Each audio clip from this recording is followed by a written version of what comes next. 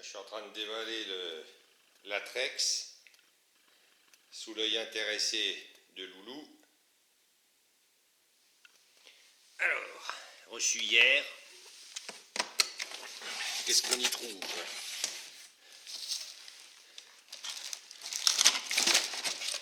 On y trouve le détecteur proprement dit.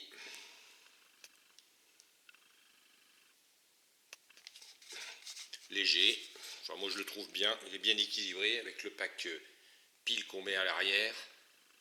Ça a un petit peu changé, non, par rapport à l'Alter 71, on ouvre ici et on glisse le pack pile. Première partie, là on a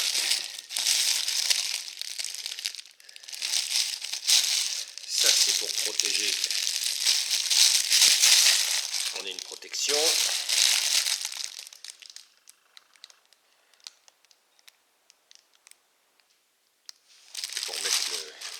C'est pour mettre ici à l'arrière. Ça, c'est pour protéger le boîtier. On a la notice en anglais, mais il existe aussi une notice en français à télécharger sur le site de Pictave Détection. Et puis on a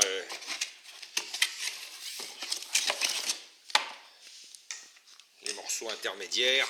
Donc ça, rien de... Avec la... Ça j'aime bien la canne coudée qui est sympa. Et en disque, qu'est-ce qu'il nous en faut? Ah, on a le disque double D.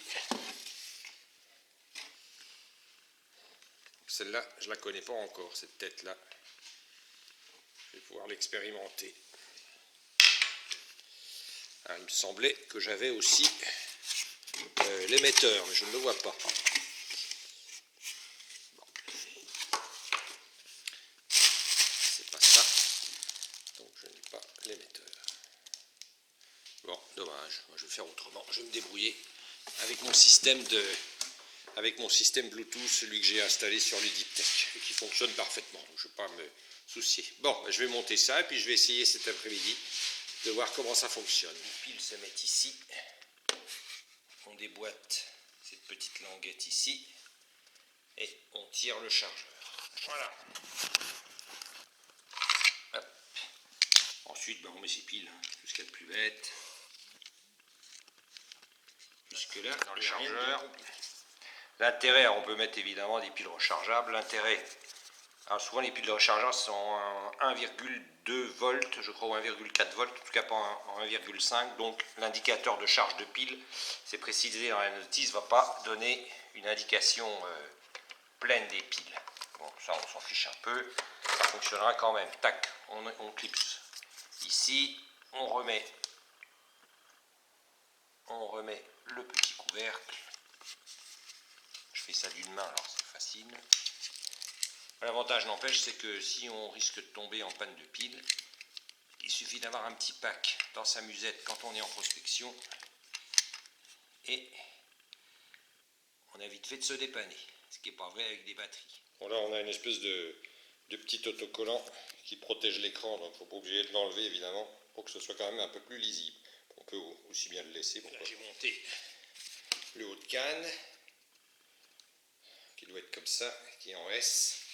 Et je vais venir après mettre le bas de canne, et sur le bas de canne, je mettrai le disque double D. Alors pour ceux qui ne veulent pas salir leur beau disque double D, on peut utiliser tous les disques qui sont utilisables sur l'Alter 71. Donc je me demande si je ne vais pas utiliser mon vieux disque, ça m'embête de salir ce beau disque blanc. Je verrai bien. Donc je vais monter déjà ça, le disque, et puis après on a, donc ça c'est la protection du boîtier, et puis ça c'est l'arrière pour emmitoufler toute cette partie là. Ça c'est bien fait aussi, avec du scratch. Alors pour mettre la protection à l'arrière là, il faut dévisser ici, il faut enlever le repose-bras qui est muni de sa sangle. C'est important la sangle, vraiment ça permet de bien tenir le bras. Donc on démonte ça et on va glisser cette partie là, ici, sous sous le repose-bras. Donc je vais faire ça. Ça c'est important. Et puis après, cette partie-là, elle vient se mettre ici pour protéger ici le pack pile et ça s'ouvre devant. Enfin, quand on change les piles, tac, on n'est pas obligé de tout démonter. Donc c'est vraiment bien fait. C'est bien épais. Et même à la limite, ça absorbe les chocs quand on laisse tomber le détecteur, même si ce n'est pas le but. Donc là, on voit la prise pour le casque, ici.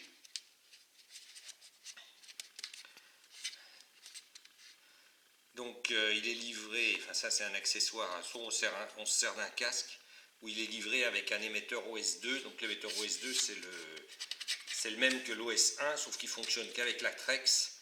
Et il est rechargeable, il y a une batterie interne et il est rechargeable. Donc ceux qui connaissent, c'est un petit émetteur sur lequel on fixe son casque et qui se met avec un clips dans la poche ou où on veut, à la ceinture où on veut.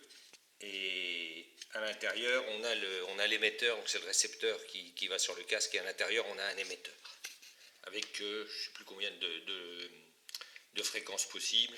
En tout cas, ça marche très très bien. Et il n'y a pas besoin de chercher, d'attendre que ça s'appaire ou autre, ça se met en route tout seul. Allez, je continue, je vais l'habiller. Intéressant aussi, on voit que comme tout ce qui est ferrutus, c'est quand même du sérieux, hein, parce que là, c'est cranté pour que le repose-bras ne se barre pas, qu'il soit bien solide.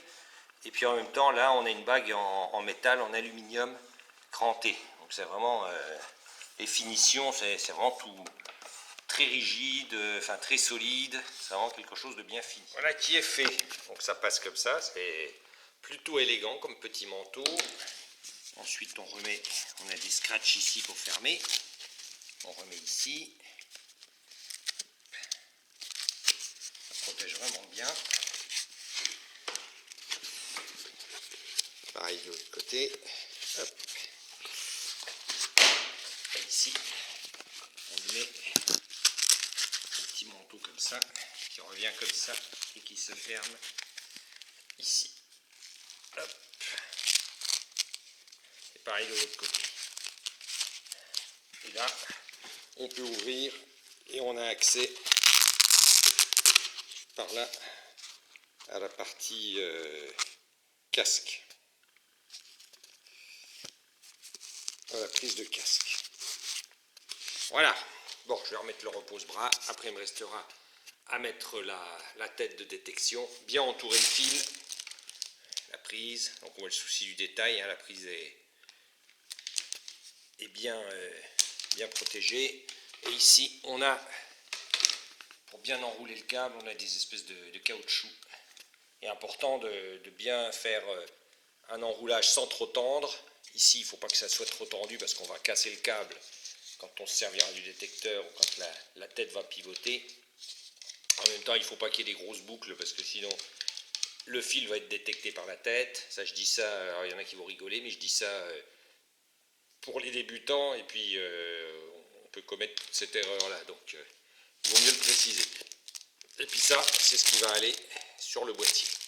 Bon, allez, je continue. L'habillage de la bête. Et puis, je vais aller le tester cet après-midi. Je vous montrerai comment il fonctionne. Alors, je crois qu'il est... je vais vérifier ça, mais je crois me souvenir qu'il est livré. Donc, on a deux possibilités. Ça intéresse le chat. On a deux possibilités. On peut charger deux logiciels dessus. Soit le logiciel basique, soit le logiciel expert. Et d'après ce que j'ai lu, il est livré avec le logiciel expert d'origine.